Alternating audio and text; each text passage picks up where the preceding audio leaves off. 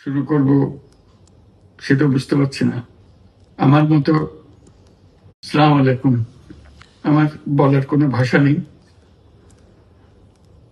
কিভাবে শুরু করব সেটা বুঝতে পারছি না। আমার মতো সারা দেশের লোক আজকে হতবাক। এরকম একটা কাণ্ড হতে পারে আমরা কেউ কল্পনা করিনি, কারো ধারণার মধ্যে ছিল না। কিন্তু এই অবিশ্বাস্য জিনিস আমাদেরকে হঠাৎ করে গ্রহণ করতে হয়েছে। মাইলস্টোন স্কুল অ্যান্ড কলেজের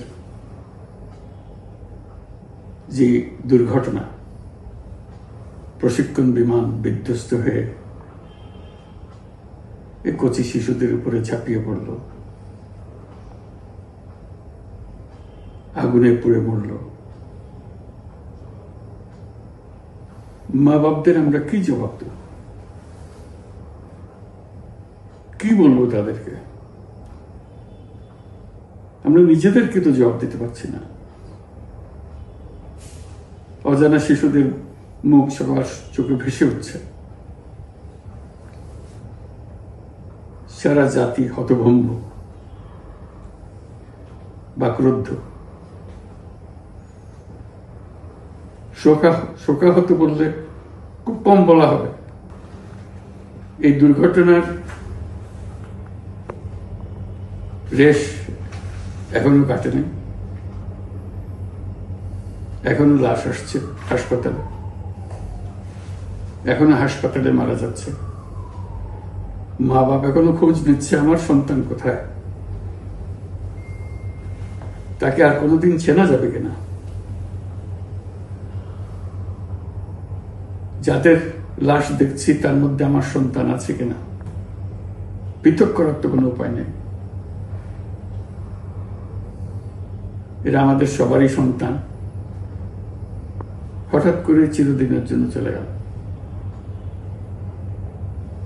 আমরা অবশ্যই তদন্ত করব, তদন্ততে তারা ফিরে আসবে না। আমরা চিকিৎসার ব্যবস্থা করছি, সবাই ঝাঁপিয়ে পড়েছে। সকল হাসপাতাল, সকল মানুষ ছুটে আসছে। আমরা সবার কাছে অনুরোধ করছি, হাসপাতালে ভিড় করবেন না, কারণ যারা আহত তাদের জন্য এটা ভালো না। তারা তাদের শরীরে রোগ প্রতিরোধের শক্তি নেই।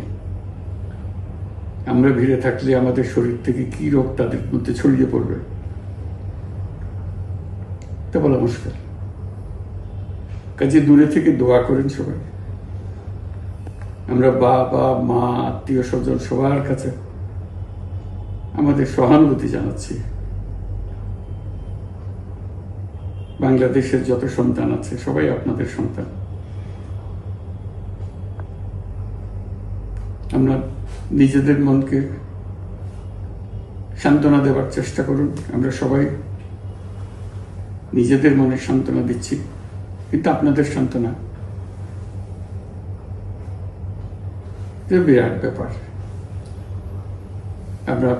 আমরা সবাই আপনাদের সঙ্গে আছি, জাতির সমস্ত লোক আপনাদের সঙ্গে আছে। আমরা তাদের জন্য শোক দিবস ঘোষণা করেছি। আগামীকাল শোক দিবস। আমরা সবাই মিলে তাদের কথা স্মরণ করব, তাদের আত্মার শান্তি কামনা করব। আজকে থেকে সবাই তাদের আত্মার জন্য, তাদের রুহের জন্য মাগফিরাত কামনা করব।